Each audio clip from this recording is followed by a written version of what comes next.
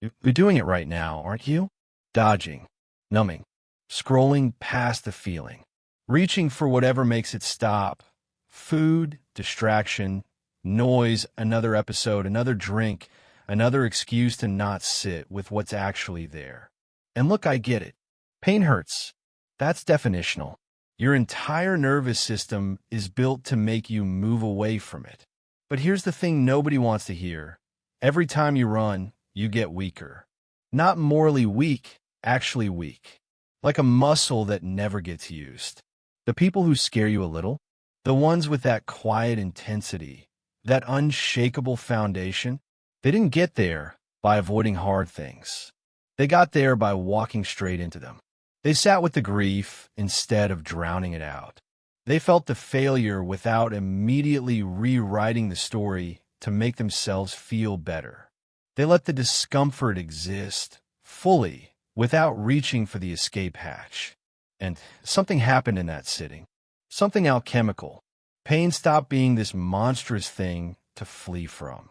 It became information, a signal, a forge. You can't build calluses without friction. You can't build bone density without stress. You can't build anything real without first enduring what it costs to make it.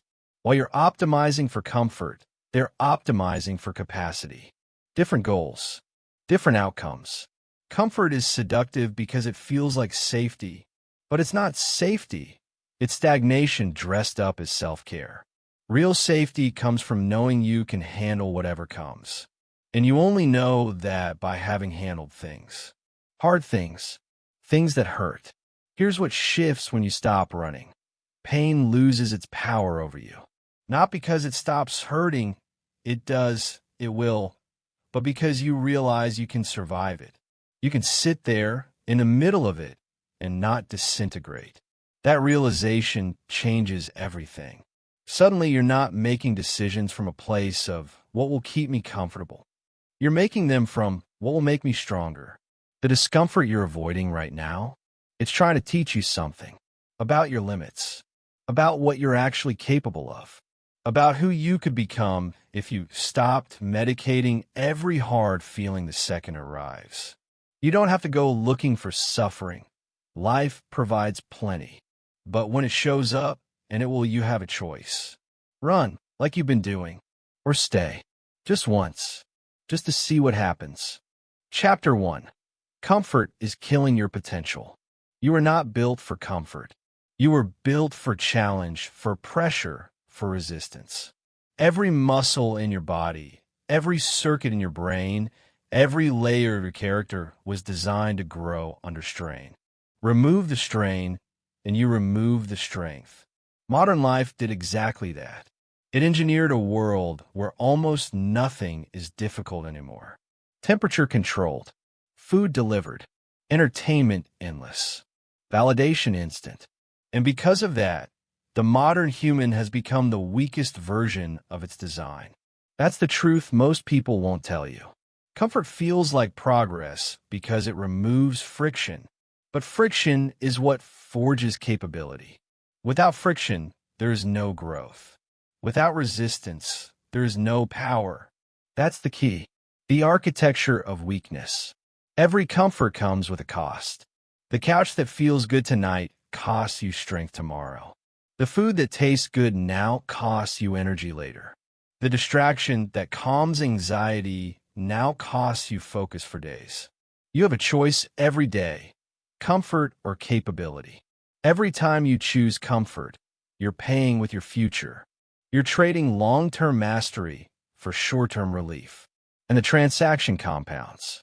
Here's how the comfort-weakness cycle works. You avoid discomfort. Your tolerance for discomfort shrinks.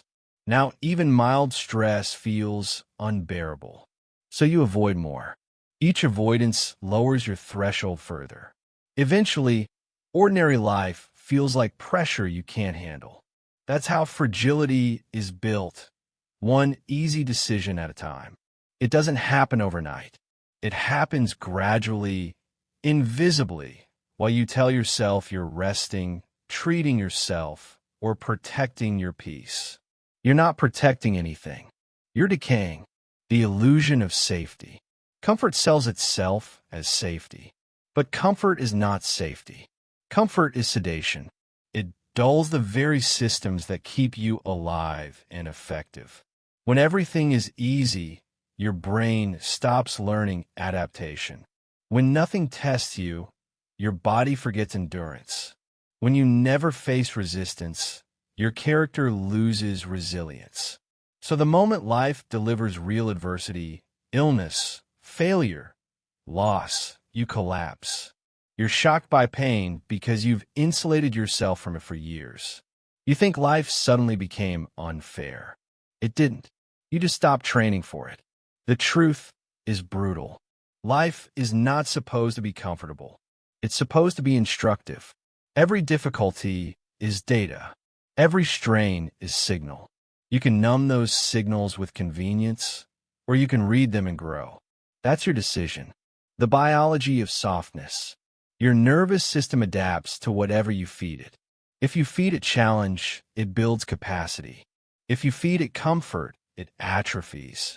Neuroscience calls it use-dependent plasticity. Whatever you repeatedly avoid, your brain rewires to fear. Whatever you repeatedly face, your brain rewires to handle. That's why discipline feels hard at first and natural later. You're literally changing your wiring through repetition. Avoidance weakens the circuits of courage. Exposure strengthens them. It's not about motivation. It's about neurobiology. You don't need their permission. You just need to start putting friction back into your life. Micro-discomfort training. You don't need to move to the mountains or live like a monk. You just need daily doses of chosen difficulty. Voluntary discomfort builds involuntary strength. Start small. Take the cold shower instead of the warm one. Walk instead of drive. Speak up in the meeting instead of staying silent. Cook instead of ordering in. Finish the task instead of procrastinating. Each act of chosen discomfort is a rep. Each rep builds tolerance. Each tolerance layer becomes armor. You'll feel resistance. That's the point. You're training your nervous system to stay calm under pressure instead of collapsing under it. People call this suffering. It's not suffering. It's preparation. That's the key. The psychological trap. Comfort convinces you you're happy, but it's counterfeit happiness, dopamine without fulfillment. You feel good in the moment and empty afterward. Scroll, snack, stream, repeat. Comfort gives you the illusion of control while taking control from you. You stop directing your life and start reacting to impulses. The algorithm, the craving, the mood they decide. You follow. Real control only exists through self-imposed challenge. If you can't tell yourself no, you're not free. You're addicted. You don't own your life. Comfort does. So the next time you feel that impulse to skip, to delay, to avoid, see it for what it is. A test. A choice. Comfort or growth. Relief or resilience. You have a choice. Every time. The economics of effort. Comfort trades long-term gains for short-term relief. That's the worst investment you can make. Effort compounds like interest. So does avoidance. One hard thing today pays dividends forever. One easy escape today costs you forever. Think of every decision as an investment. The workout you finish invests in strength. The skill you learn invests in competence. The challenge you embrace invests in confidence. Comfort has zero return. Discomfort has infinite return. That's not philosophy. That's arithmetic. The proof of history. Every civilization that grew too comfortable collapsed. Every individual who grew too comfortable declined. History doesn't celebrate the comfortable. It celebrates the capable. Your ancestors didn't survive because they were lucky. They survived because they adapted. They endured pain you can't imagine and didn't complain once. That's why you exist. Now you waste that inheritance on convenience. The same biology that built explorers and warriors now sits numbed by screens, afraid of silence, allergic to effort. That's not evolution. That's regression. And you can reverse it today by re-choosing adversity. The daily reversal. Every time you feel resistance, go toward it. Every time you feel fear, face it. Every time you feel pain, learn from it. That reversal rewires you. It shifts your relationship to discomfort from avoidance to mastery. You stop asking, how can I make this easier? You start asking, how can I become stronger? That question alone will change your life. Because it's not about avoiding pain. It's about earning strength. It's not about removing difficulty. It's about increasing capacity. It's not about comfort. It's about command. The transition. You now understand the first principle of mental strength. Comfort is the enemy. Every easy choice trains weakness. Every hard choice trains power. But rejecting comfort is only the first step. Next, you must learn how to use the pain that appears once comfort is gone. Because discomfort isn't random. It's coded with information. And if you can read that information, pain becomes your compass instead of your punishment. You mastered awareness of comfort. Now, let's decode the language of pain. Chapter 2. Pain contains information you need. Pain is data. Every ache, every heartbreak, every disappointment carries a message. You can ignore it. You can medicate it. You can run from it. But until you decode it, it keeps repeating. That's the law. Pain doesn't show up to destroy you. It shows up to instruct you. That's the key. Most people treat pain like an intruder, something to silence fast.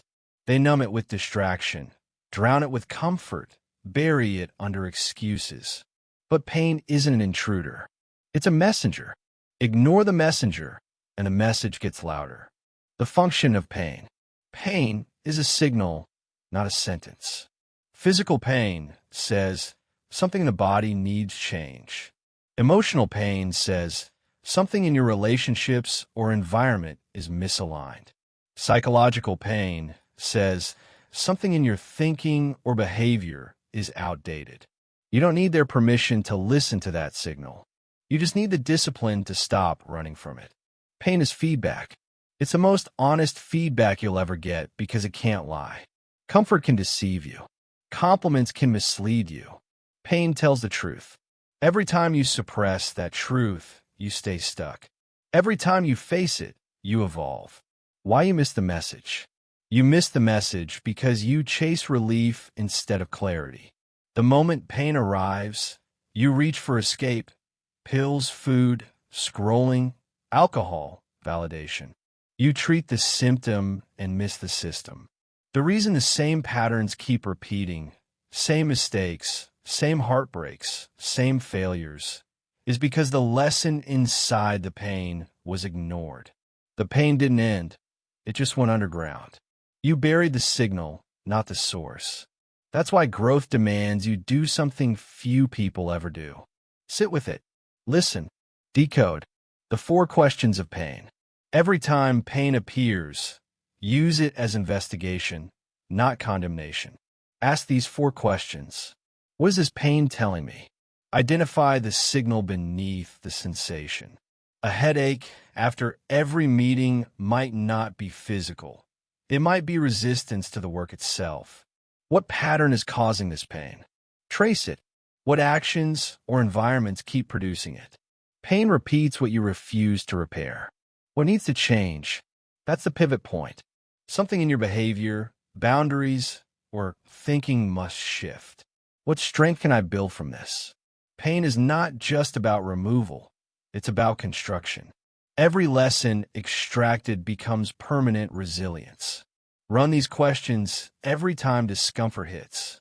Don't analyze to suffer less. Analyze to suffer smarter.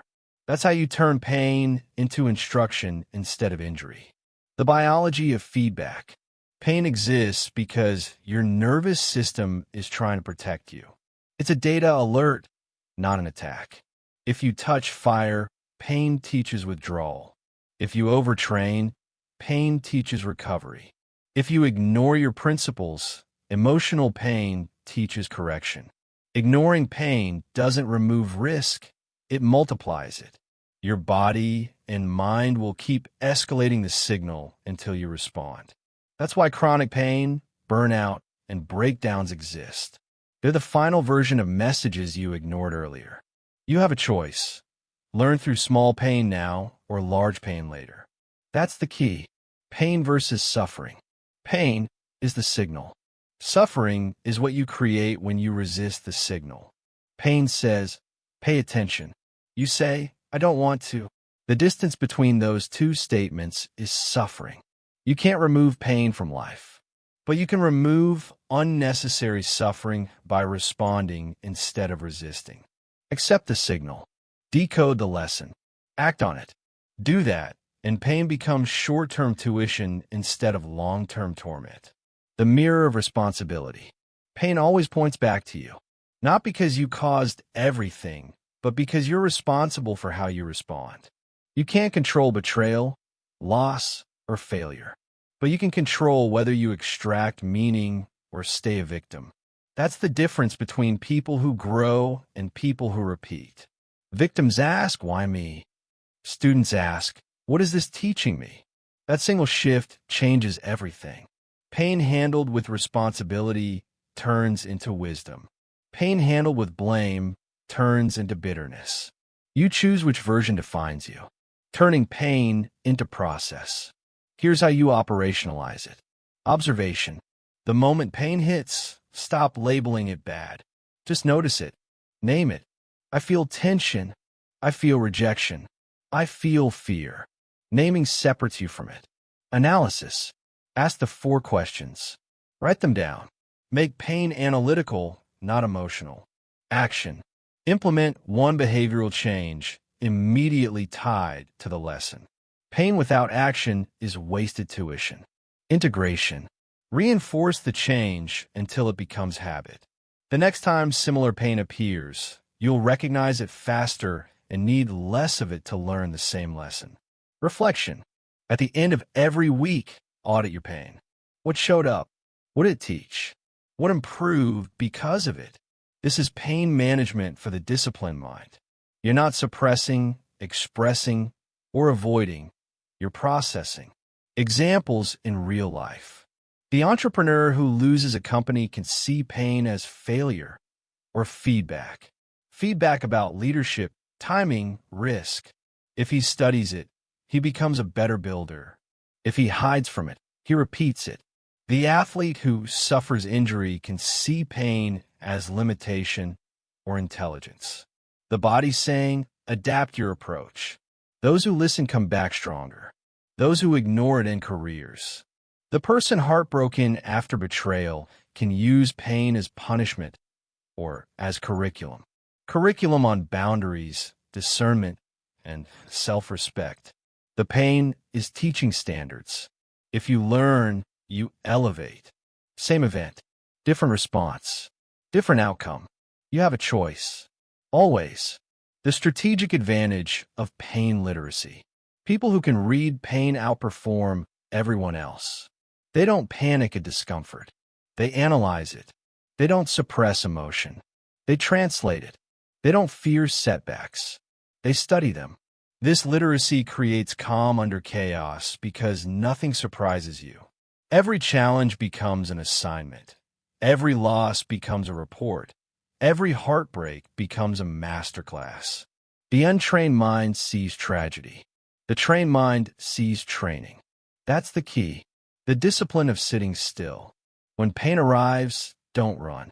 Don't explain. Don't distract. Sit still. Observe the chaos internally without flinching. You'll notice something. It changes form. At first it burns. Then it speaks. It says, here's what's wrong. Then it says, here's what's next. That's not philosophy. That's physiology. Your nervous system calms when you stop fleeing. Your intelligence activates when you stop panicking. Stillness is not weakness. It's data reception. You can't receive insight while you're in motion. You must stop. Listen. Decode. That's how you extract value from pain before it escalates into crisis. Pain as the teacher of alignment. Pain exists where your actions and values are misaligned. You say you want health, but choose habits that destroy it. Pain corrects you. You say you want respect, but tolerate disrespect. Pain corrects you. You say you want peace, but chase chaos. Pain corrects you. Every form of pain is an audit. It highlights where your behavior and your principles disagree. Correct the misalignment, and the pain loses purpose. That's the formula. Alignment ends unnecessary pain. The transition. Pain isn't random. It's precise. It's intelligence disguised as discomfort. Every ache, every setback, every heartbreak is data trying to teach you something you need to learn. Avoid it, and you repeat it. Decode it, and you evolve. You've learned to stop running from pain. Now it's time to go one step further. Don't just read pain, choose it. Because voluntary pain builds involuntary strength. You face the signal. Next, you'll learn to use the signal to build power. Chapter 3. Voluntary suffering builds involuntary strength. You can't control all pain, but you can control whether you're prepared for it. That's the difference between the strong and the weak. Weak people wait for life to test them. Strong people test themselves before life does. That's the key. Voluntary suffering is not self-punishment. It's self-preparation.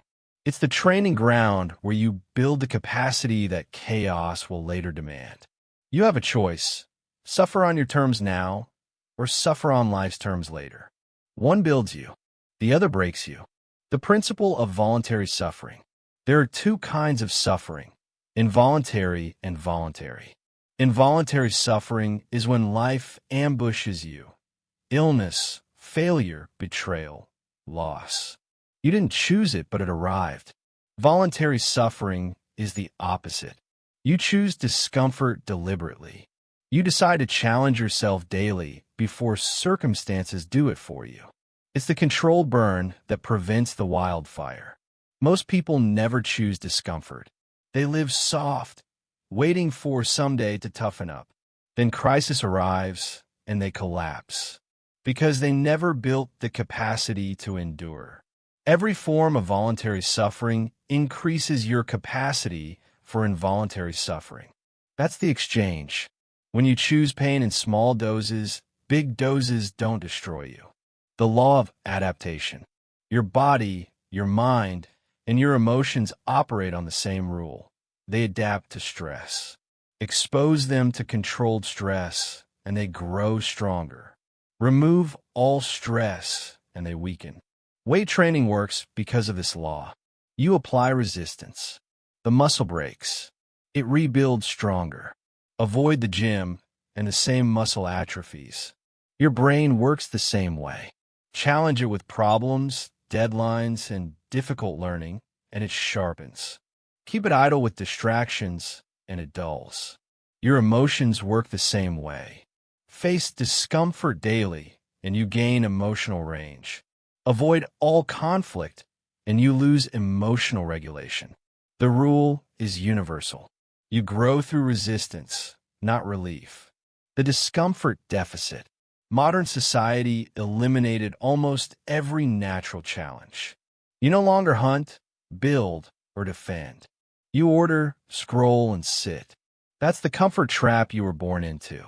So to build strength, you have to reintroduce difficulty artificially. You must become your own adversary. If you don't assign yourself hardship, the world will assign it for you, and it won't be gentle. You can't outsource toughness. You have to earn it. That's why voluntary suffering is not optional. It's the missing training most people never do. The 5 arenas of chosen discomfort. You can design voluntary suffering across 5 domains: physical, mental, emotional, social, and delayed gratification. 1. Physical discomfort. Push your body. Train hard. Go cold. Go hungry. Go further than feels comfortable. The goal isn't damage, it's discipline. Cold showers. Fasting. Intense exercise. These are not punishments. They're reminders that your comfort zone is a cage. 2. Mental discomfort. Challenge your brain. Learn what frustrates you. Study what confuses you. Solve problems that exhaust you. Mental laziness creates fragility. Choose hard learning. Train focus like a muscle. That's mental suffering with purpose. 3. Emotional discomfort. Sit with your emotions instead of escaping them. Face what hurts. Speak the truth you've been avoiding. Have the conversation you fear. Emotional avoidance keeps you weak. Every time you feel something uncomfortable and don't run, you're growing. 4. Social discomfort. Ask for what you need. Set boundaries. Say no.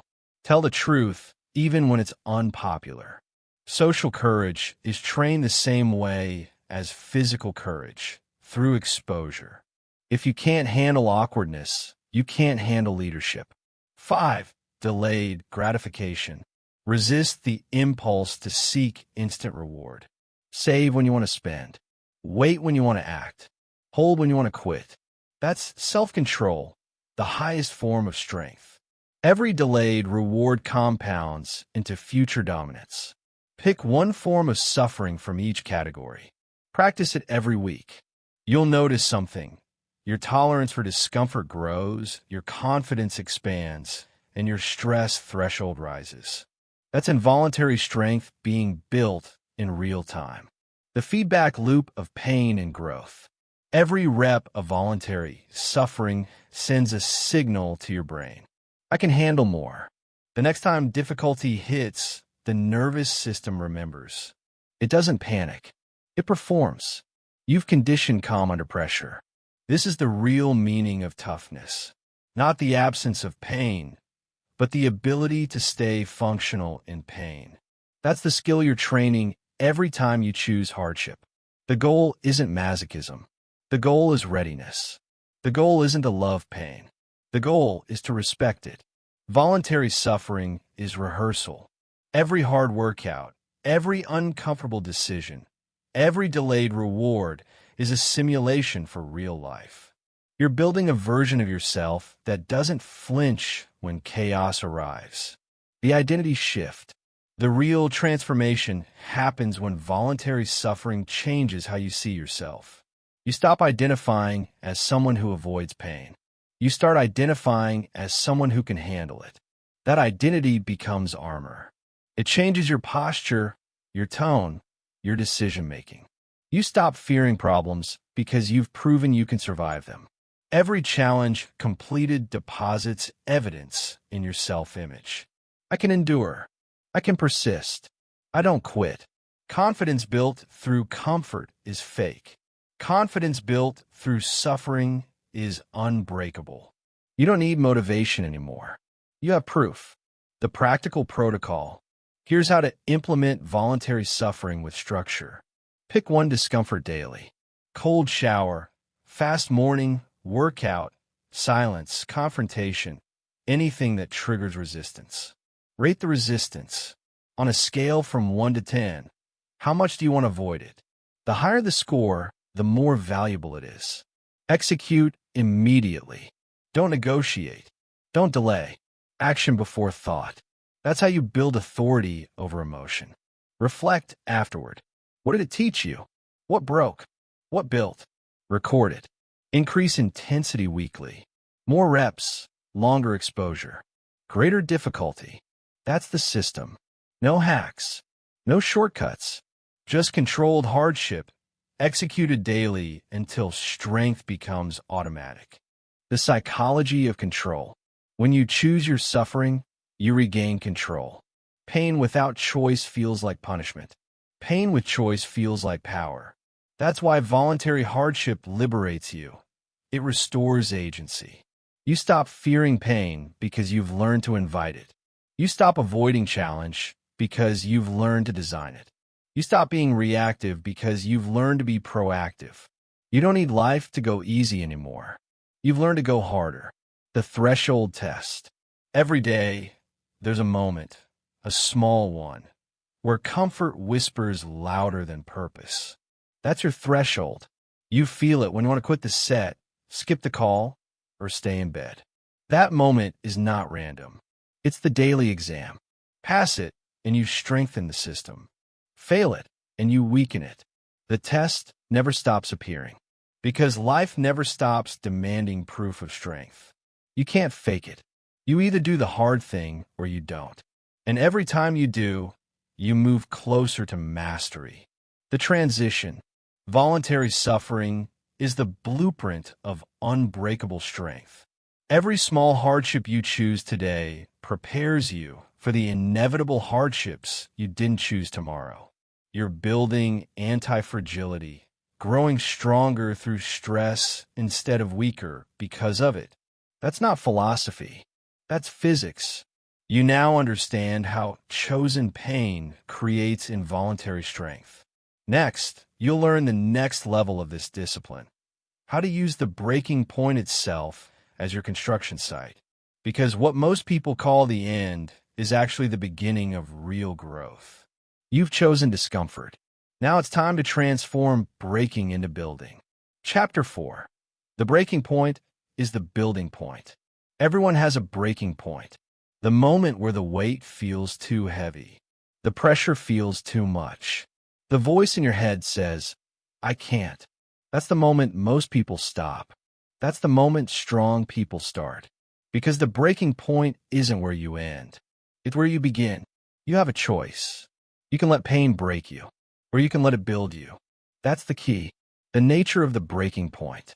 A breaking point is not failure. It's feedback. It's the signal that you've reached your current limit, not your permanent one. Most people misunderstand this. They think the limit is the end. They quit right when growth is about to begin. The body screams. The mind negotiates. The emotions rebel.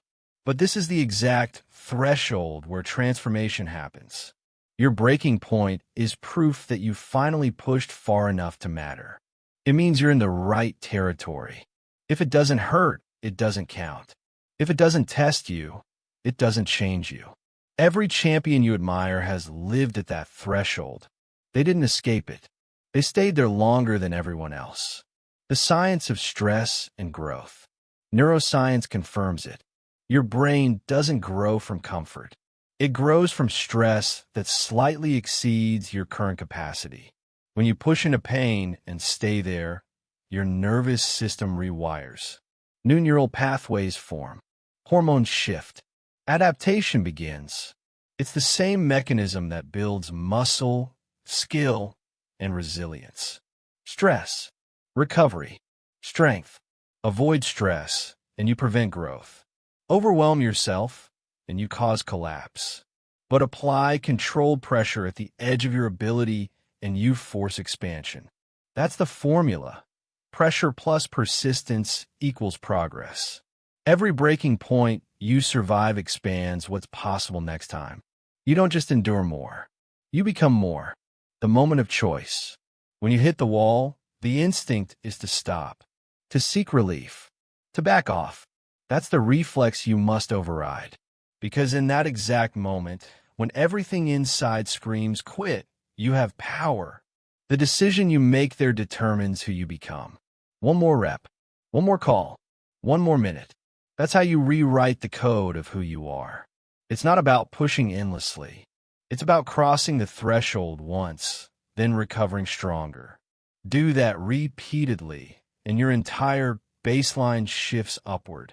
Your limit becomes your warm-up. Your breaking point becomes your building point.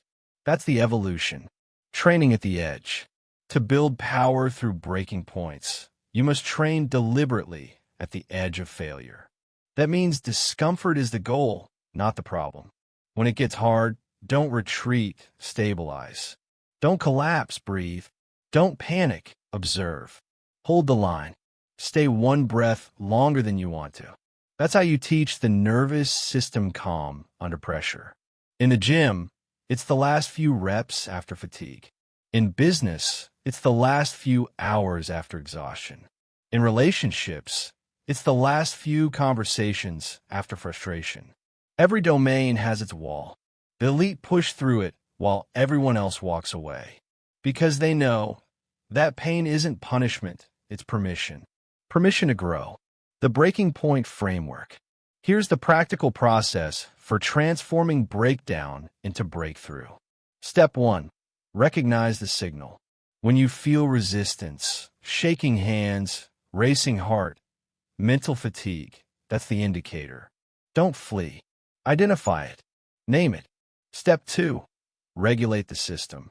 Use breath to stabilize. Deep inhale. Slow exhale.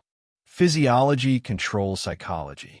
Calm the body, and the mind follows. Step 3. Reframe the pain.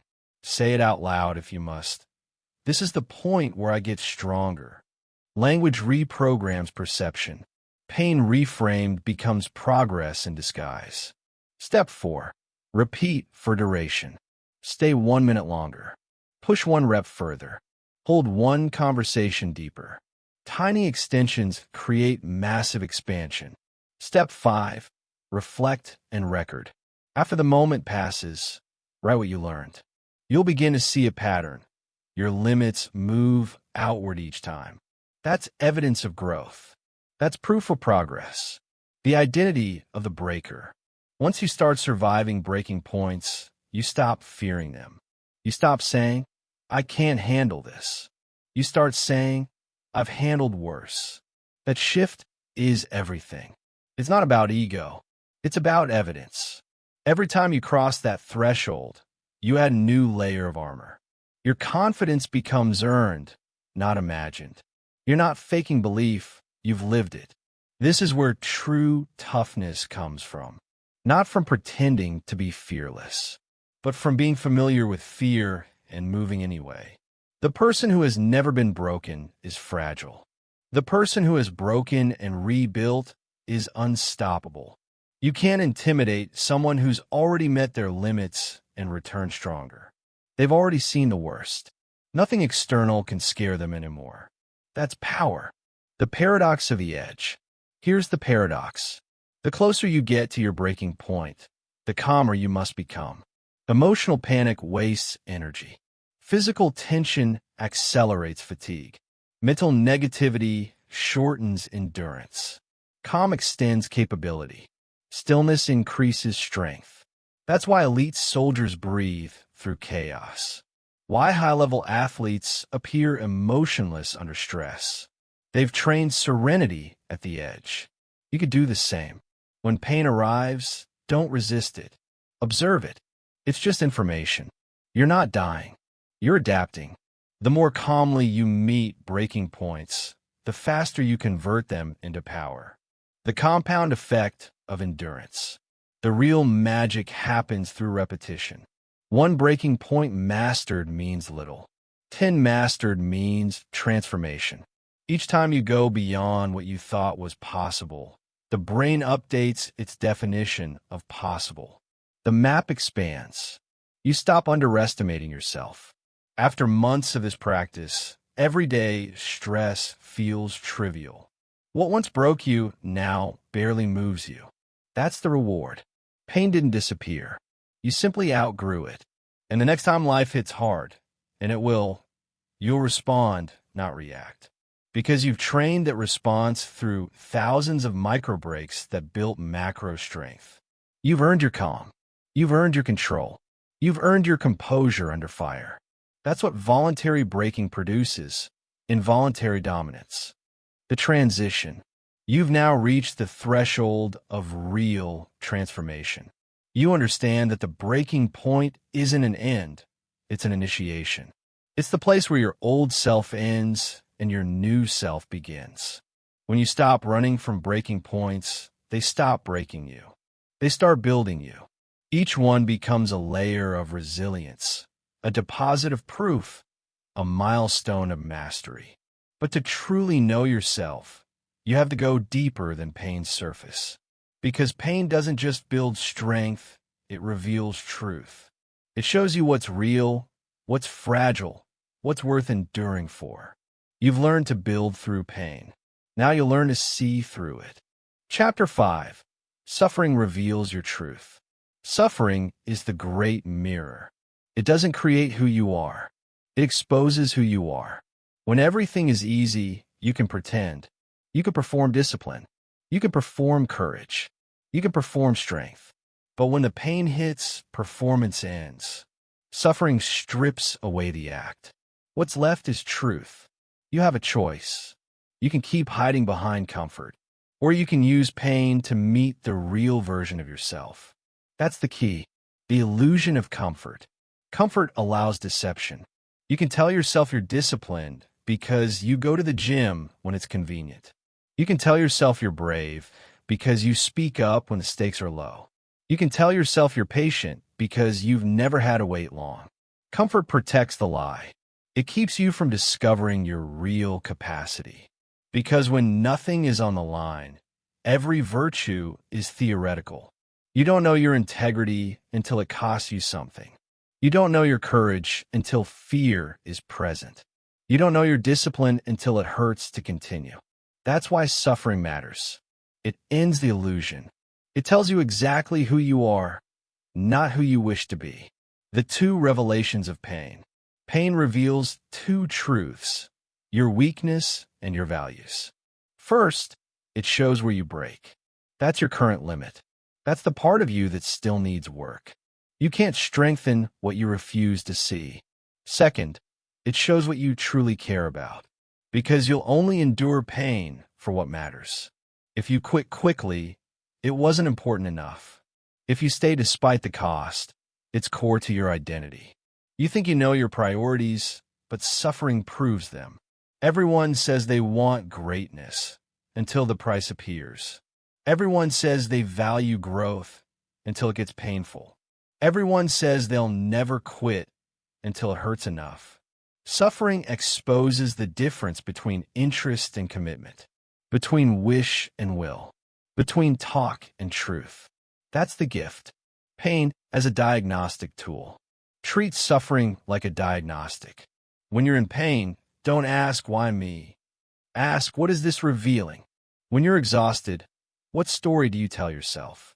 When you're rejected, what belief resurfaces? When you're tested, what excuse appears first? Those answers are your internal blueprint. They reveal your default programming, the subconscious narratives running your life. Pain highlights every untrained muscle in your psyche. Impatience, ego, entitlement, avoidance. Every flash of discomfort is feedback. It's showing you exactly where you need more discipline, humility, or endurance. You can ignore that data, or you can study it. That's how you grow. The lie of invulnerability. Some people try to fake strength by pretending they don't suffer. They numb. They distract. They deny. That's not mastery. That's avoidance dressed as control. Real strength isn't about avoiding pain. It's about acknowledging pain without submission. You can't hide from suffering and grow at the same time. One cancels the other. The ones who appear unbreakable didn't escape pain. They faced it so many times that it lost its power to scare them. They've looked it in the face and said, "You can visit, but you don't control me." That's resilience, not the absence of suffering, the ability to function through it. The mirror moments. Think back to the hardest moments of your life. The loss, the betrayal, the failure, the loneliness. Those moments stripped away the fake parts of you. They showed what was real. You learned who actually stood with you. You learned which values held when pressure hit. You learned what beliefs survived impact. That's truth. You can't learn that in peace, only in pain. If you're paying attention, those moments give you a blueprint for authenticity. You stop living to look strong. You start living to become strong. Suffering as refinement. Suffering is not just exposure, it's refinement. It doesn't just reveal metal. It forges it. The heat that melts wax-hardened steel. The difference is composition. Pain doesn't discriminate. It applies pressure equally. How you respond decides the result. Weakness collapses. Strength crystallizes. You can either curse the heat or use it to burn off what's fake. The excuses, the laziness, the dependence, the ego. That's the real function of suffering, to purify. It removes everything unnecessary. It leaves only essentials. When you've been through enough pain, your life becomes simple. You no longer chase comfort. You no longer fear challenge. You just execute. You've seen what hurts most, and you survived. That knowledge is freedom. The process of truth extraction. Here's how to use suffering as revelation, not punishment. Step 1. Observe. When pain hits, pause. Don't distract. Don't react. Watch it. Step 2. Identify. Ask, what belief is this pain testing? Maybe it's your patience. Maybe it's your self-worth. Maybe it's your faith in your mission. Step 3. Extract. Write down what you're learning. If pain keeps repeating, it's because you missed the lesson last time. Step 4. Apply. Once you know the truth, adjust behavior immediately. Pain ignored becomes suffering repeated. Pain studied becomes wisdom gained. Step 5. Integrate. Carry the lesson forward. That's how pain becomes memory, not identity. The strength of self-knowledge. Self-knowledge is the most powerful form of strength, but it's also the rarest, because it costs pain to acquire. You can't build real confidence until you know exactly what you can survive. You can't build real humility until you've been humbled. You can't build real peace until you've made peace with suffering. That's the paradox. The more pain you face, the less it controls you. The less you avoid pain, the less you fear life. Knowing yourself through suffering eliminates illusion. You stop being surprised by your reactions. You stop being shocked by hardship. You know your limits. You know your triggers. You know your strength. That's what makes you stable while everyone else panics. You've mapped your mind under pressure. You pass your own tests. You don't just believe you're strong. You have proof. From pain to clarity. Once you understand this, suffering stops feeling like punishment. It feels like purification. It's no longer, why is this happening to me? It becomes, what truth is this revealing for me? Pain doesn't make life worse. It makes perception sharper. It cleans the lens. After enough cycles of suffering and reflection, clarity becomes constant. You see patterns faster. You detect weakness earlier. You sense danger sooner. You stop walking blind through life. Because pain has taught you how to see. That's the hidden blessing. Suffering is education disguised as adversity. The transition. You've now learned what pain reveals. Your weaknesses, your values, your truth. But awareness alone isn't enough. It's not about knowing your truth. It's about strengthening your capacity to live it. Because once you know who you are, the next question is, can you endure what that truth demands? Can you tolerate the pain that comes with pursuing the life you actually want? Can you handle the cost of authenticity, mastery, and excellence? That's where we go next.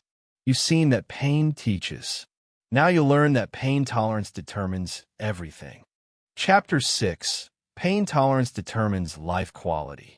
Every outcome in your life is controlled by one metric, your tolerance for pain. Not luck, not talent, not intelligence. Pain tolerance. The more pain you can handle without breaking, the higher the quality of your life becomes. That's the rule. You can't escape it. Every goal you want sits behind a wall of discomfort.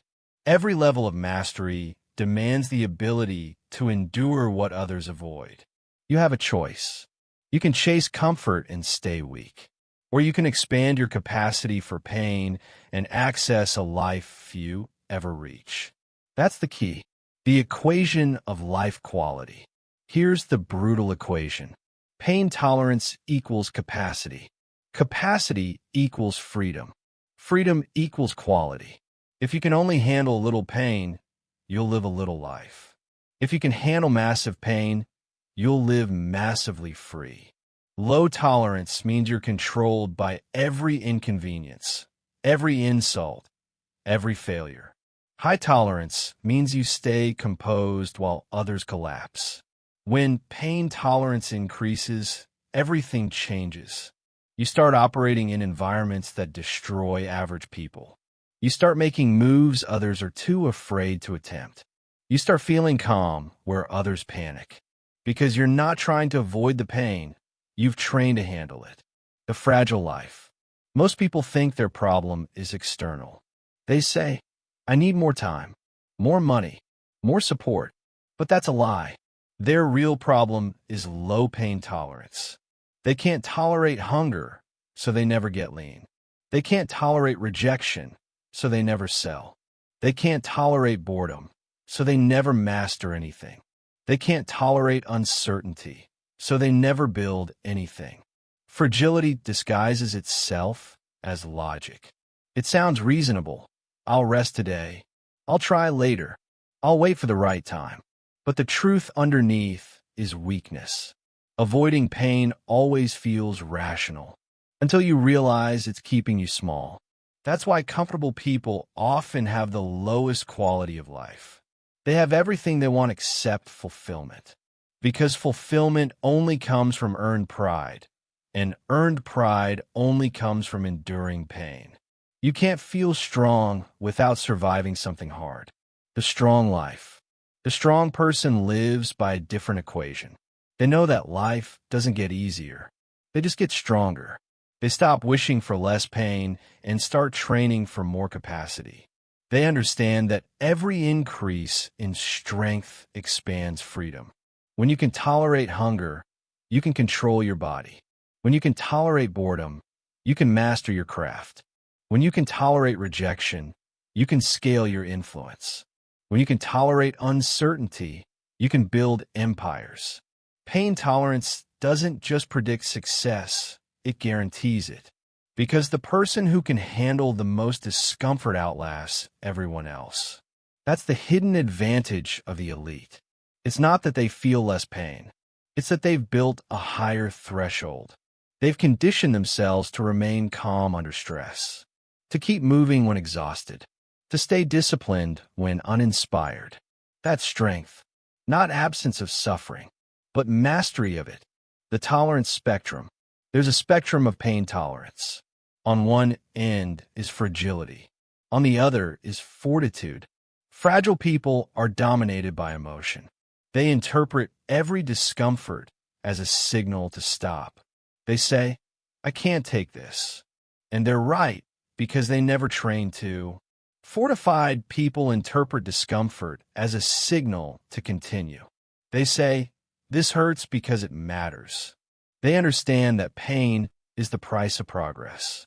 Every repetition beyond comfort expands the spectrum. Every difficult conversation held. Every workout finished despite fatigue. Every hour of focus maintained when distraction tempts you. Each act of endurance stretches your threshold further. You have a choice.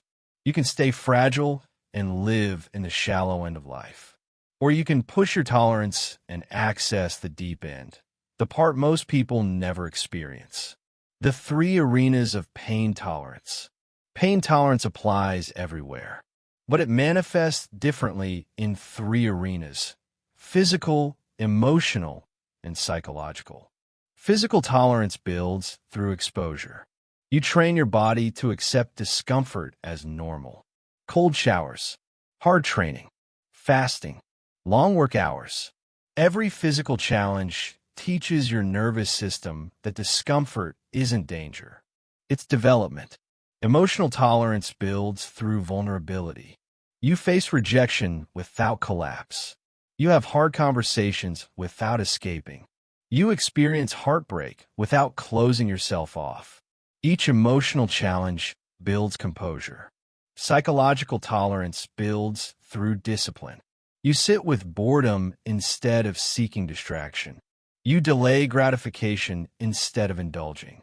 You hold focus instead of escaping into ease. Each moment of self-control reinforces mental steel. Together, these three create unbreakable resilience. Your body can handle stress. Your heart can handle emotion. Your mind can handle pressure. You become complete. Raising the threshold. Raising pain tolerance is a process. You don't leap. You condition. Start small. Choose one discomfort daily and face it. Don't escape it. Don't complain. Just endure. Take the cold shower. Finish the workout. Have the difficult conversation. Turn off the distraction and focus. Hold the line when it burns. Each repetition of endurance builds neural wiring for resilience. Each exposure teaches your brain that pain doesn't equal danger. That's how you reprogram fragility into fortitude. Avoiding discomfort keeps your nervous system weak. Facing it trains your system to regulate under pressure. Over time, what once broke you becomes baseline. That's growth in its purest form. Pain tolerance and emotional stability. Pain tolerance doesn't just build strength, it builds calm. Because when you can handle pain, nothing surprises you. Stress doesn't spike your system. Conflict doesn't shake your peace. Failure doesn't destroy your identity. You stop reacting. You start responding. The person with high pain tolerance walks through storms with steady breath. They don't panic when plans change. They don't crumble when things go wrong. They've been here before. They've trained for this. That's emotional stability born from physical and psychological resilience. The more pain you can carry with composure, the more control you have over your life. Pain tolerance as freedom. Low tolerance keeps you trapped. You build your life around avoiding pain. You stay in the wrong job because leaving is uncomfortable. You stay in the wrong relationship because solitude is uncomfortable. You avoid truth because confrontation is uncomfortable. Comfort becomes a cage. Every escape from pain builds another wall around you.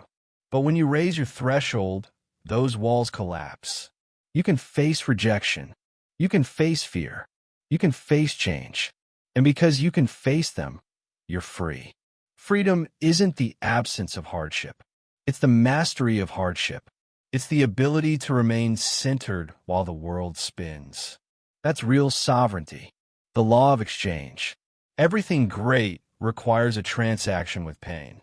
There's no success without sacrifice. No mastery without monotony. No freedom without frustration. You can't cheat the exchange. You can only choose your pain. You can choose the pain of discipline or the pain of regret. The pain of growth or the pain of stagnation. The pain of action or the pain of avoidance. One pain builds you. The other destroys you. You have a choice every day. Choose your pain consciously. That's the path of control. The transition. Pain tolerance determines the ceiling of your potential. Raise it, and your life expands. Ignore it, and your life contracts. You've learned how pain tolerance builds freedom, calm, and capacity.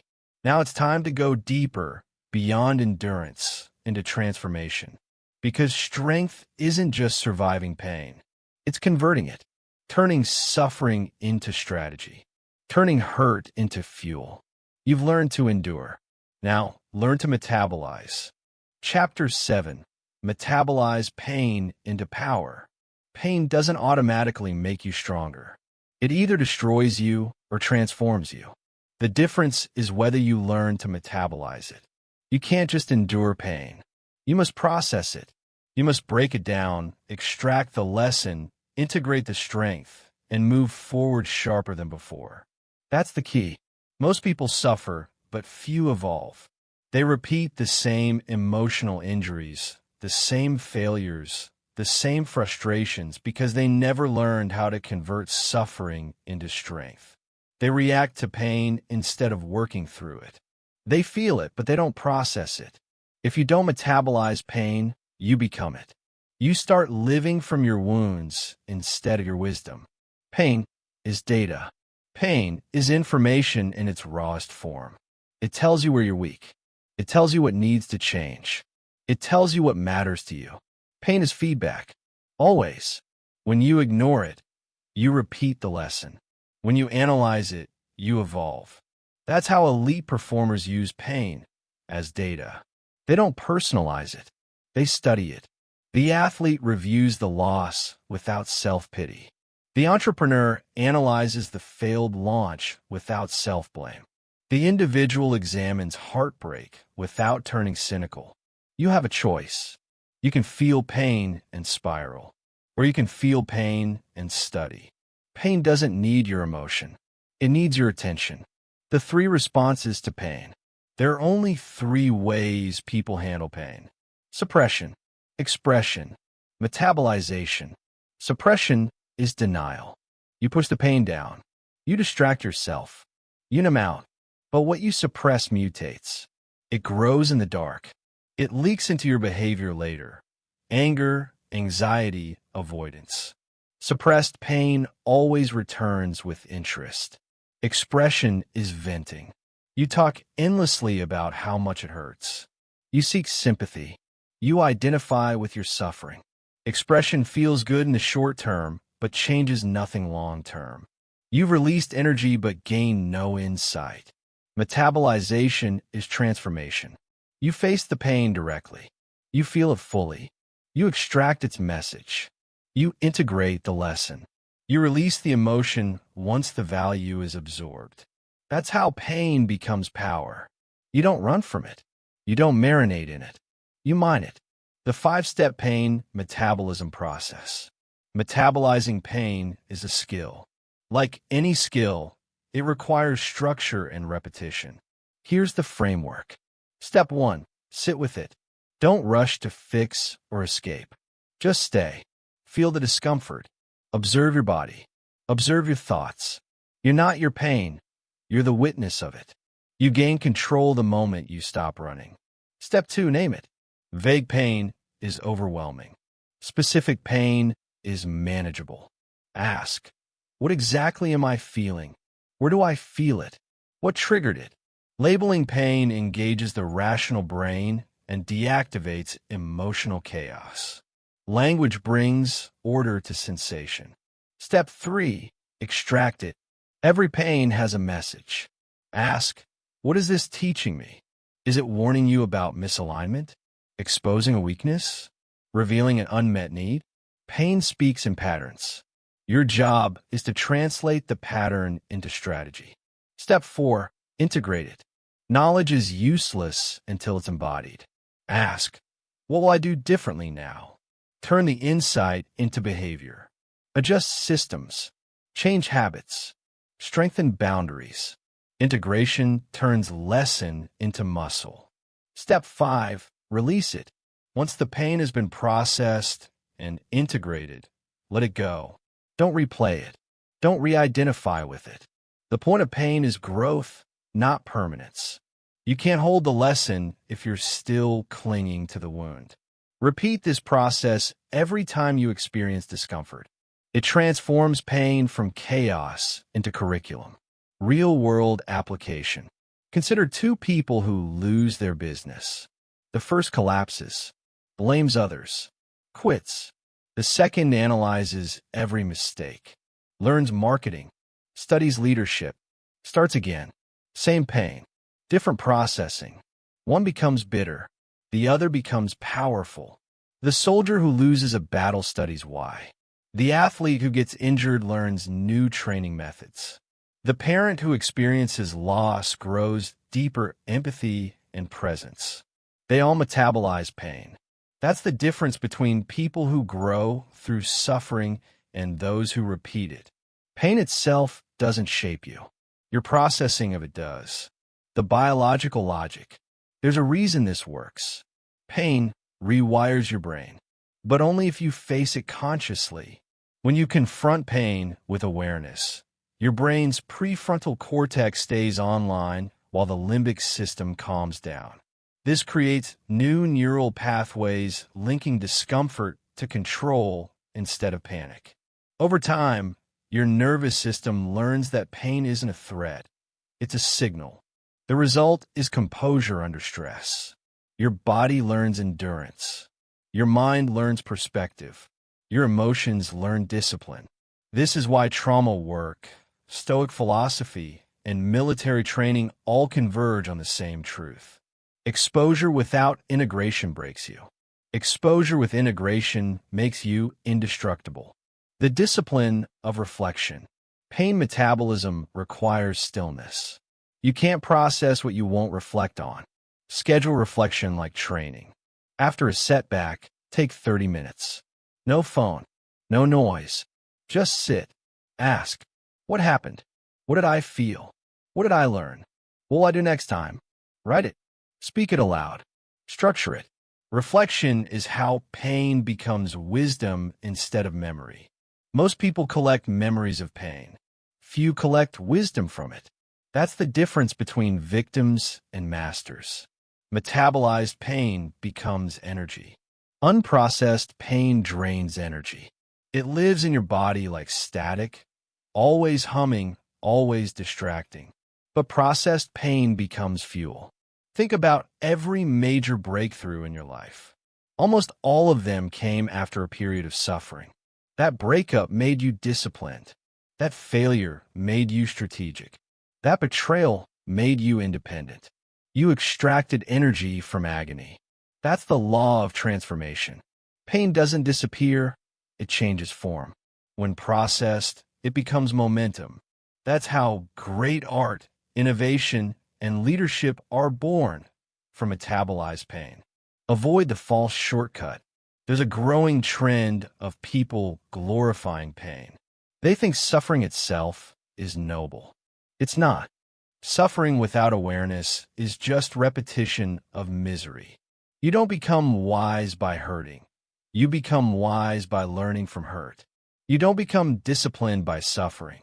You become disciplined by choosing how to suffer. Don't romanticize pain. Respect it. Study it. Use it. You don't need to seek pain. Life will deliver enough. Your responsibility is to process what comes and extract what's useful. From reaction to alchemy, pain is the raw material of transformation. Reaction wastes it. Reflection refines it. Integration weaponizes it. You can't control whether pain arrives, but you can control what it becomes once it does. When pain hits, your instinct will be to escape. Pause. Remember, this is information. This is raw energy. You decide its direction. You can spiral into weakness, or you can forge strength. That's the real choice in suffering. The transition. Metabolizing pain isn't the end of mastery. It's the foundation of it. Once you learn to process suffering, you must learn to categorize it. Because not all pain deserves your attention. Some pain builds you. Some pain destroys you. You've learned to turn pain into progress.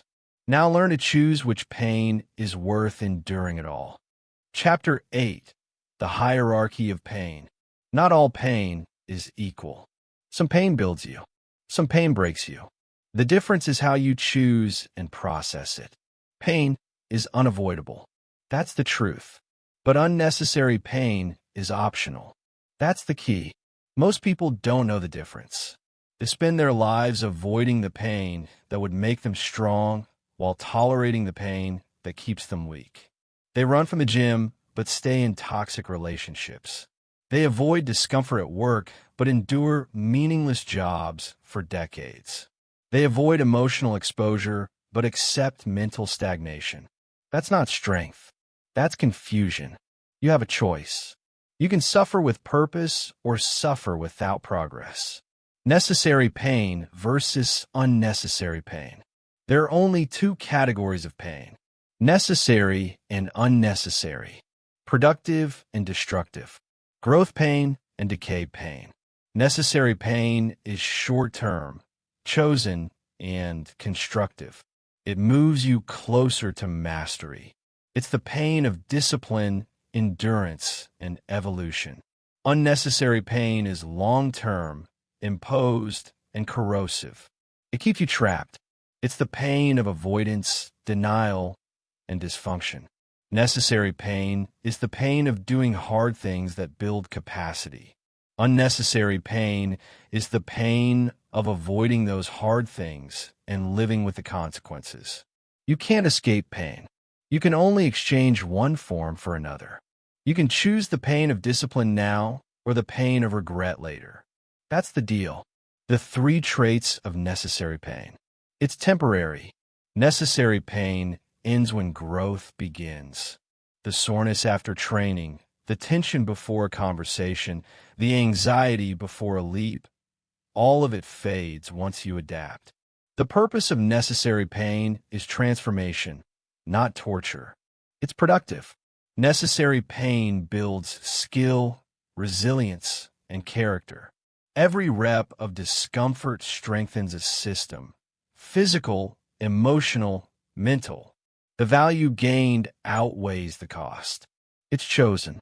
You decide to engage it. You pick the challenge. You accept the consequence. This voluntary element gives you power. You're not a victim. You're an architect of your evolution. The 3 traits of unnecessary pain. It's chronic. Unnecessary pain doesn't end. It repeats. It's the constant anxiety from avoiding responsibility, the recurring guilt from procrastination, the long-term exhaustion from staying in misaligned situations. It drains you daily, but changes nothing. It's destructive. Unnecessary pain weakens systems. It creates resentment, fatigue, and hopelessness. It doesn't sharpen your mind or strengthen your resolve. It erodes them. It's imposed. It's not a choice. It's a result of not choosing. By refusing to make the hard decision, you surrender control. Avoiding necessary pain guarantees you'll inherit unnecessary pain. That's the law. When you dodge short-term discomfort, you invite long-term suffering. Practical application: the pain audit. You can't manage what you don't measure. Conduct a pain audit. Take a piece of paper and list every source of discomfort in your life. Every frustration, every tension, every stressor. Then ask 3 questions for each. Is this pain temporary or chronic? Is this pain building me or draining me? Did I choose this, or did I allow it by avoiding something harder? What's left are your truths. The pains you chose intentionally are shaping you. Keep them. The pains you allowed through avoidance are suffocating you. Eliminate them. You can't claim mastery while tolerating unnecessary pain. The examples are everywhere. The athlete endures the pain of early mornings, cold weather, and endless drills. That's necessary pain.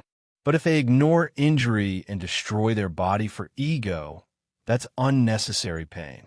The entrepreneur faces the pain of risk, rejection, and uncertainty. That's necessary. But if they burn out chasing external validation or refuse to rest, that's unnecessary. The parent feels the pain of sacrifice and sleepless nights for their child's future. Necessary. But if they lose themselves completely and live in silent resentment, unnecessary. The student feels the pain of focus, repetition, and mental strain. Necessary. But if they study without purpose, chasing credentials that mean nothing, unnecessary. Same effort, different alignment. One builds, one breaks. Choosing your pain intentionally. Life doesn't give you a painless path. It gives you an exchange rate. You trade discomfort now for capability later, or comfort now for regret later. When you choose your pain, you regain power. When you avoid it, you lose control. Ask yourself daily, what pain am I choosing today? Does this discomfort lead to growth or decay? Wake up early? Pain now, freedom later. Avoid confrontation? Comfort now, chaos later. Invest in your body? Effort now, longevity later. Ignore your finances? Relief now, crisis later. Every decision has a pain tag attached. You can't avoid it. You can only decide which pain is worth paying. That's the discipline of life. Pick your pain consciously, or pain will pick you blindly. The hidden cost of comfort. Comfort always feels like relief, but it's debt disguised as peace. The comfort of skipping workouts becomes the pain of poor health. The comfort of avoiding honesty becomes the pain of resentment. The comfort of distraction becomes the pain of emptiness. The comfort of indulgence becomes the pain of dependency. Every comfort purchase has an interest rate. It compounds silently until the cost explodes. That's why high performers reverse the equation. They pay the discomfort up front. They lift heavy today, so life feels lighter tomorrow. They confront problems now, so peace lasts longer. They sacrifice early, so freedom compounds. Pain invested produces strength. Pain avoided produces weakness. The pain compass. Here's how to know you're in the right kind of pain.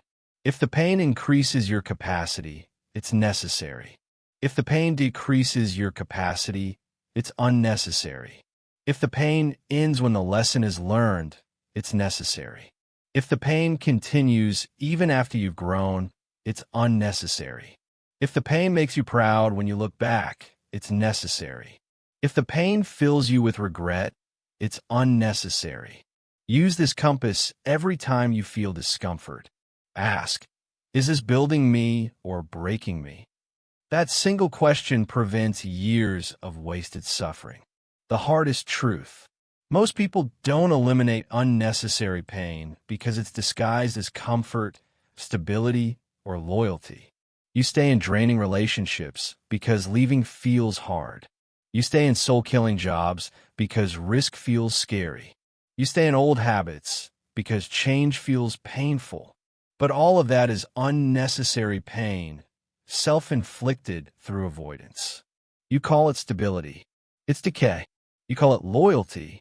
It's fear. You call it comfort. It's corrosion. You have to be ruthless with unnecessary pain. Cut it fast. Walk away clean. Don't negotiate with decay. Necessary pain feels like effort. Unnecessary pain feels like erosion. Learn to tell the difference. The discipline of necessary pain. Necessary pain is the tuition of growth. You can't cheat it. You can only pay it willingly or pay double later. That's why disciplined people seem fearless. They're not immune to pain. They've simply paid enough tuition to afford peace. Every time you embrace necessary pain, discipline, patience, endurance, you're prepaying your future peace. Every time you avoid it, you're taking out a loan of suffering you'll repay with interest. Choose your discomfort. Pay up front. Earn calm later. That's the hidden economy of strength. The transition. You've learned to metabolize pain into power. You've learned to separate necessary pain from unnecessary pain. Now it's time to go deeper. Pain doesn't just affect you individually. It shapes your relationships. The way you share pain determines whether it weakens or strengthens bonds. You mastered pain management. Next, you'll master connection through it. Chapter 9. Pain shared correctly builds connection. Pain isolates or connects. It depends on how you use it. Most people use pain to seek validation. The few use pain to build strength and connection. That's the difference between weakness and power. You have a choice. You can share your pain to be pitied, or you can share your pain to be understood. One drains energy. The other builds it. Pain misused weakens you. Modern culture rewards emotional exposure without discipline. Oversharing is mistaken for authenticity. But when you share pain indiscriminately, you don't look strong. You look unstable.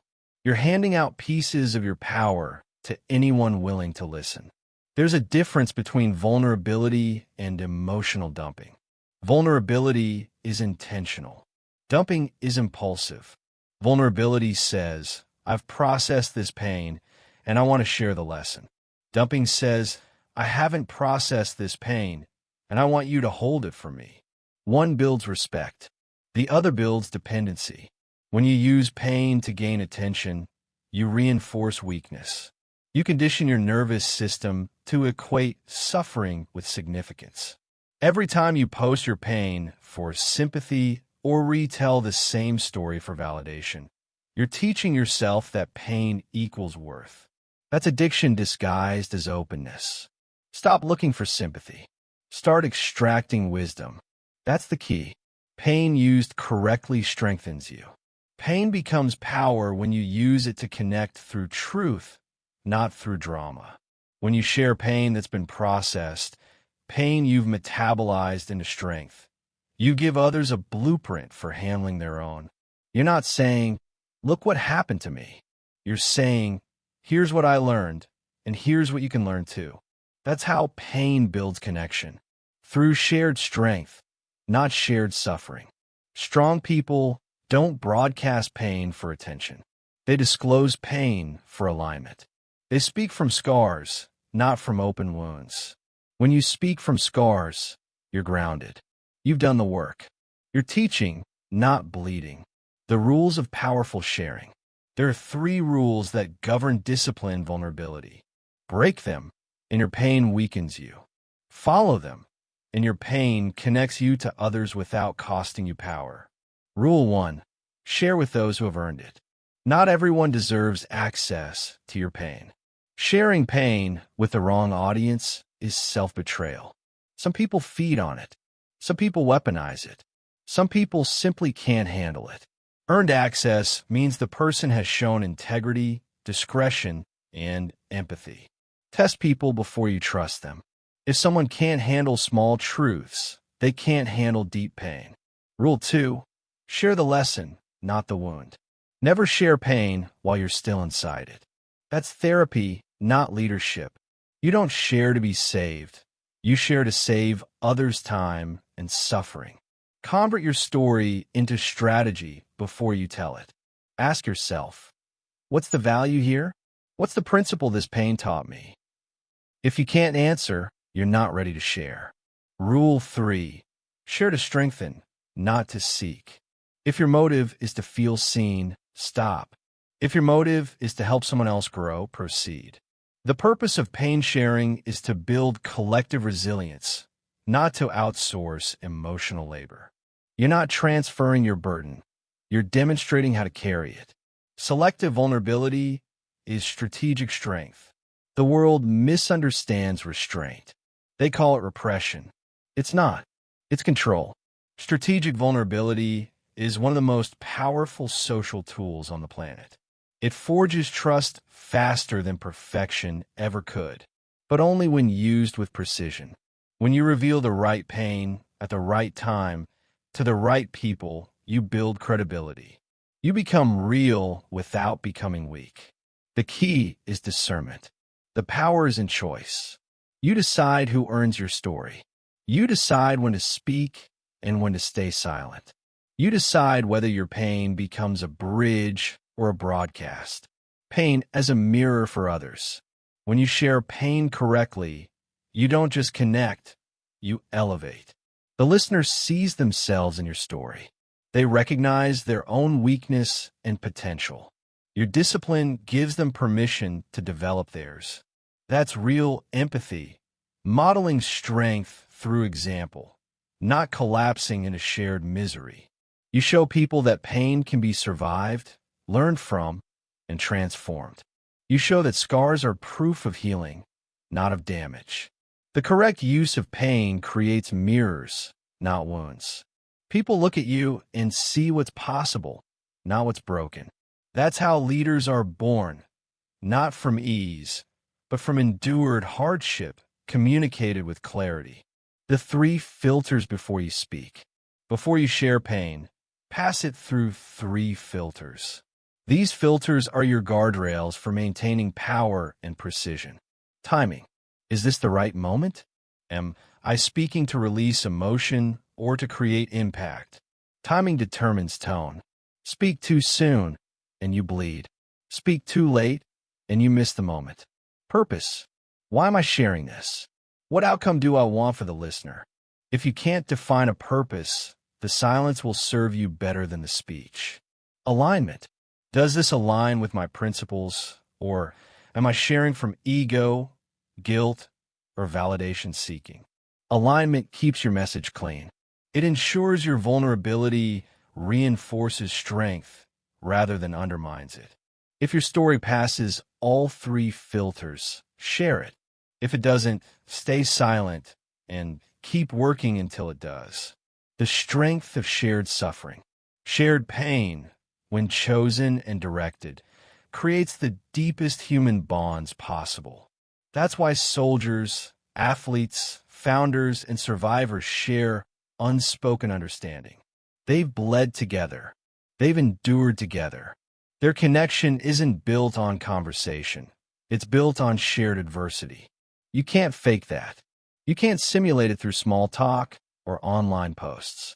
Shared suffering is the ultimate form of trust. When you face hardship with others, words become unnecessary. You've seen each other stripped of pretense. You've seen raw truth. That's connection at its highest form. Pain processed collectively into power. But remember, this bond is built through doing hard things together, not complaining about hard things together. Misery loves company. So does mastery. The difference is the direction. One gathers to wallow. The other gathers to win. How to build connection through pain. There's a framework. Simple, ruthless, effective. Earn it.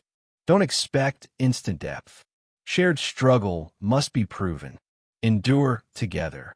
Find others who seek growth and engage in challenges as a team. Train, build, push, suffer together. Reflect together. After the battle, debrief. Extract lessons. Celebrate endurance. Strengthen together. Apply the lessons as a group. Build something tangible from the pain. That's how elite teams are born. They don't bond through words. They bond through war. If you want deep relationships, stop chasing comfort. Start sharing battles. Pain shared wrong creates dependency. There's danger in misused vulnerability. When you share pain prematurely, you create emotional debt in others. They feel responsible for your healing. That's not connection. That's manipulation. Emotional dependency masquerades as intimacy. It feels close, but drains everyone involved. The line is simple. If your pain sharing makes someone else smaller, it's wrong. If it makes them stronger, it's right. You want people to leave your story thinking, if they overcame that, I can too. Not, now I have to fix them. Your pain should inspire, not imprison. Pain and the power of privacy. You don't owe anyone your story. That's another modern lie. Privacy is not secrecy. Privacy is preservation. You don't hide pain out of fear. You protect it out of strength. You keep it sacred until it's been refined into something valuable. Think of your pain like raw, or you don't hand it out unprocessed. You forge it in silence until it becomes steel. Then you use that steel to build bridges or weapons. But you never hand people the raw material. That's mastery. Silent transformation before public revelation. From isolation to connection. Pain doesn't isolate strong people. It forges their alliances. Because when you use pain properly, you attract those who are equally strong. You repel the fragile. You repel the gossipers. You repel the victims. And that's good. Because pain, when shared correctly, acts as a filter. You'll notice your circle shrink, but the bonds left will be unbreakable. The weak will drift away. The strong will draw closer. The more disciplined you become in how you handle pain, the higher your standard for connection. Transition. You've learned that pain, when shared incorrectly, drains power. You've learned that pain, when shared correctly, creates connection, loyalty, and respect. Now, it's time to rise one level higher. Pain is not just something you share, it's something you master. And mastery requires transformation. You've learned how to filter, channel, and teach through suffering. Now you'll learn how to dominate it completely. Chapter 10. From Pain Avoider to Pain Master. Everyone experiences pain. Few understand it. Almost no one masters it. You've spent most of your life avoiding it, dodging discomfort, numbing struggle, denying challenge. That's the default mode of modern existence. But the people who rise, the ones who dominate every field, have one thing in common. They stopped avoiding pain and started mastering it. That's the transformation. From pain avoider to pain master. From victim to architect. From reaction to control. Pain avoidance is a form of control loss. When you avoid pain, you give it power. Every time you flinch away from discomfort, you reinforce your own fragility. You tell your nervous system, I can't handle this. Avoidance doesn't protect you. It enslaves you. The pain you avoid today becomes the boundary of your life tomorrow. You avoid rejection, and your career stagnates. You avoid workouts, and your body decays. You avoid honesty, and your relationships rot. Avoidance teaches weakness. Mastery teaches command. Pain mastery begins when you stop negotiating with discomfort. You stop asking, "How do I make this easier?" and start asking, "How do I make myself stronger?" That's the key. Mastery is built through exposure. You can't think your way to toughness. You must experience it. Pain mastery is not mental bravado. It's nervous system training. You're teaching your biology that pain is not a threat. It's information. Controlled exposure rewires you. Every time you face pain deliberately and survive it, you expand the boundaries of what you can handle. The cold shower, the hard conversation, the extra rep, the public rejection, all of these are rehearsals for real suffering. They're simulations that teach your body and mind the same lesson. I can endure this. I am still in control. That's the formula.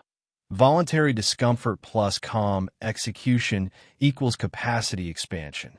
Do it once and you get confidence. Do it daily and you get mastery. The 3 stages of pain mastery. Pain mastery happens in 3 stages. You can't skip them. You earn them. Stage 1, resistance. At this stage, pain feels like an attack. You fight it, resent it, and avoid it. Every challenge feels unfair. Every difficulty feels personal. This is where most people live and stay forever. Stage 2, acceptance. At this stage, you stop fighting pain and start facing it. You learn that discomfort is not punishment, it's feedback. You begin asking questions instead of running. What is this teaching me? What strength is this building? Acceptance turns pain from enemy to instructor. Stage 3, integration. At this stage, pain becomes a tool. You no longer wait for it or fear it. You use it intentionally. You seek it to sharpen focus, to expand capacity, to clarify purpose. Pain becomes part of your system, part of your growth routine, part of your identity. That's mastery. When you reach integration, pain doesn't slow you down, it activates you. From reaction to response. Pain avoiders react. Pain masters respond. When you react, pain controls your behavior. You lash out, shut down, or seek relief. When you respond, you control your behavior. You observe the pain, extract the lesson, and act strategically. This shift is everything. It's the difference between panic and poise, between breakdown and breakthrough. The moment you can pause inside pain, observe it without fleeing, you've reclaimed control from your primitive brain. Every pause is a victory. Every deliberate breath is training. Every controlled response is a declaration. I'm no longer ruled by pain. That's how mastery begins, not by eliminating pain, but by eliminating reactivity. Pain mastery is identity work. You can't master pain with the same identity that fears it. You must rebuild how you see yourself. The pain avoider says, "I hope nothing goes wrong." The pain master says, "Whatever goes wrong, I'll handle it." That's not optimism. That's power.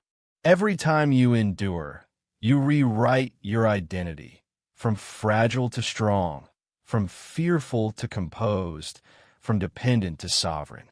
Pain mastery is not about becoming numb. It's about becoming unshakable. You still feel the pain, you just don't obey it.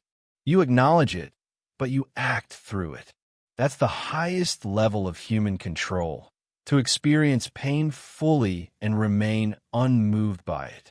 The framework of mastery. There's a structure. It's not theoretical. It's behavioral. Acknowledge. Don't suppress. Don't dramatize. See pain clearly. Name it without distortion. This hurts. That's truth. Analyze. Identify the lesson. Ask, what is this showing me? What pattern created it? What change does it demand? Adapt. Take deliberate action based on the lesson. Pain without adaptation is wasted suffering. Absorb. Integrate the lesson into your identity. Don't just learn it, become it. Let it harden your discipline and sharpen your calm. Apply. Use what you've learned to face greater pain voluntarily. Scale the discomfort. Expand the tolerance. Multiply the strength. This cycle turns every experience, loss, failure, humiliation, rejection, into a training module. Every setback becomes a rep in your mental gym. The physiology of mastery. Pain mastery isn't just philosophy. It's biology. Your nervous system operates on conditioning. Every time you face pain calmly, your brain rewires itself. It learns pain does not equal death. Your cortisol response drops faster. Your heart rate stabilizes sooner. Your decision-making returns quicker. That's why elite performers stay functional in chaos. They've trained their biology to interpret stress as signal, not threat. You can do the same. You just have to stop escaping discomfort and start observing it. Every moment of calm endurance rewires you. Every rep of control changes your physiology. Pain mastery is physical evidence of disciplined mind control. Mastery in action. When you master pain, you stop negotiating with life. You stop expecting easy. You stop waiting for comfort. You stop complaining about challenge. You start viewing every obstacle as training. Rejection? Repetition drill for emotional endurance. Failure? Data point for improvement. Loss? Audit for gratitude and resilience. Uncertainty? Pressure test for adaptability. Everything becomes usable. Nothing is wasted. You stop asking, why is this happening to me? You start declaring, this is happening for me. That's not a slogan. It's strategy. Pain becomes the raw material for clarity, confidence, and calm. The 3 signs you've mastered pain. You no longer seek pity. You don't talk about suffering to be understood. You talk about it to teach. Your silence holds power. You no longer need relief. You can sit in discomfort without rushing to escape. You know it will pass. You know you can handle it. You no longer fear challenge. You move toward hard things instinctively. You see struggle as opportunity. You trust your capacity because you've built it. At this stage, pain is not a threat. It's confirmation that you're still growing. From pain to power. Pain mastery doesn't remove pain. It redefines it. To the weak, pain is punishment. To the strong, pain is feedback. To the master, pain is power. The weak run. The strong endure. The master uses. You have a choice. You can keep living as a pain avoider, fragile, reactive, dependent. Or you can become a pain master, calm, deliberate, unshakable. One path keeps you small. The other builds your legend. That's the key. The ultimate realization. Pain is not here to destroy you. It's here to train you. Every challenge is a test of discipline. Every discomfort is a lesson in control. Every hardship is an invitation to mastery.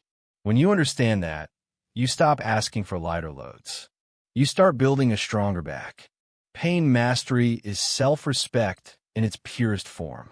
It says, I can handle reality exactly as it is. No excuses, no avoidance, no weakness. You face what others flee. You remain calm when others collapse. You build under pressure while others beg for relief. That's not arrogance. That's evolution. Transition. You've mastered the curriculum of pain. You no longer run from it. You learn, use, and transcend it. But mastery is not an endpoint. It's a foundation. Now that you've become unbreakable, the question shifts. How do you maintain peace while the world burns around you? How do you stay calm when chaos returns? You've mastered pain. Now, it's time to master stillness. You feel it, don't you? That pull toward ease. Comfort whispers promises it never keeps. It tells you you've earned the rest, the shortcut, the softer path. And meanwhile, quietly, it's eroding everything you could become. Pain isn't random. It's not just suffering for suffering's sake. It's a messenger, and it's trying to tell you something about where you're brittle, where you're lying to yourself, where you need to grow but haven't yet. Here's the part that sounds insane until you try it. Choose the hard thing. On purpose. Before life forces it on you. Cold water when your body screams no. The workout that makes your lungs burn. The conversation you've been avoiding for weeks because it might go badly. Hours without food when your stomach's growling. Not because you're punishing yourself. Because you're training. When discomfort isn't optional. And trust me, it won't always be. You'll have already built the capacity to handle it. You'll know the feeling. You'll know you survive it. Pay attention to the moment you want to quit. That exact second when everything in you says enough. That's not the end. That's the beginning. Growth doesn't happen in the comfortable middle. It happens right there, in the place where you're breaking. Suffering strips away the performance. Shows you what's actually underneath. Your weaknesses stop hiding.